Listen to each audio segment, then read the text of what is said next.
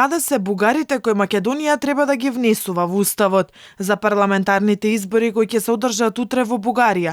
Од Македонија за да гласаат онлайн се пријавиле само 181 лице. Бугарската изборна комисија ги објави со име и презиме на нивната официјална веб страница.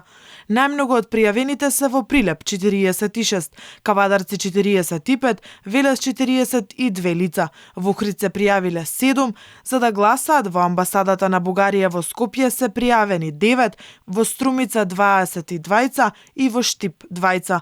Во амбасадата во Скопје и во Генералниот конзулат во Битола ќе гласаат и вработените и пријавените бугарски граѓани. За разлика од Македонија, во Албанија се пријавиле 245 лица, во Србија 147, во Грција 795, во Босна 74, Црна Гора 7, Хрватска 34.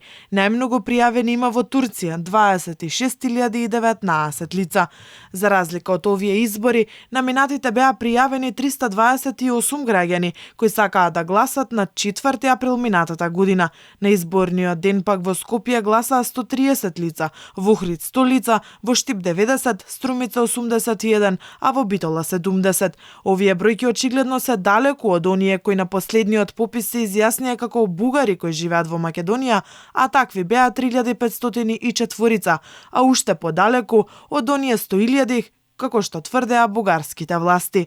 Инаку утре во соседна Бугарија ќе се одржат четвртите поред избори во последната година и пол. Последната коалициска влада на Кирил Петков успеа да се задржи на тронот само 7 месеци. Сега, во трка за повеќе места во 48-то Народно собрание на Бугарија се 29 партии и коалиции, но сепак прогнозите за формирање стабилна влада во Бугарија по изборите се песимистички, бидејќи се во време на економска и енергетска криза кај источниот сосед, меѓународните случувања и војната во близина на границите на земјата. Политичките аналитичари оставаат голема веројатност да се формира експертска влада во Бугарија која би функционирала една година. Од друга страна, анкетите покажуваат сигурен влез во парламентот на 6 политички формации. ГЕРБ на Бојко Борисов и СДС, продолжуваме со промените на Кирил Петков, БСП, ДПС, Преродба и Демократска Бугарија.